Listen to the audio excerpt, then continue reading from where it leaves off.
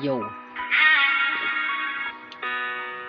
para sa ito pa, kung nasaan ka man, mahal na mahal kita.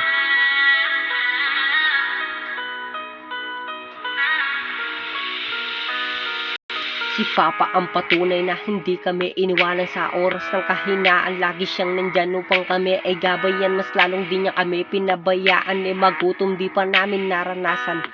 Ngunit isang bagay yan di ko lubos inaasahan. Nang bigla ang pagpaalam mo sa amin ng masinsinan. Yun na pala ang uling makikita ka ng buhay. Di ba't sabi mo maghahanap ka lang ng pera para sa kaarawan ni ate? Ay marami tayong mga bisita. Ngunit sa iyong paghahanap hindi ka na nakabalik. Kahit anong gawin pagsusulat, hindi ka nababalik. Si Papa ang patunay na hindi kami iniwanan sa oras ng kahinaan. Lagi siyang nandyan upang kami ay gabayan. Mas lalong di niya kami pinabayaan. Magutom di pa namin naranasan.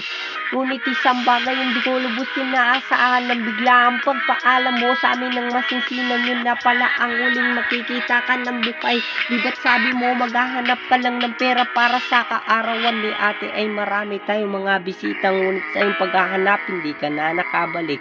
Kahit anong gawin pagsusulat, hindi ka nababalik. Yo. Habang ginagawa ko tong sulat na to, nahihiyak ako. Hindi ko alam kung paano ba matatapos to. Ang kapalarang malupit sa akin ipinagkahit. Ang bilis ng panahon, 13 years ka nang wala kung kailan ka pinakakailangan. Dun ka naman nawala kung pwede lang sanang iramin ka kahit isang saglit. At yakapin ka ng maigpit at sasabihin, Papa, mahal na mahal kita.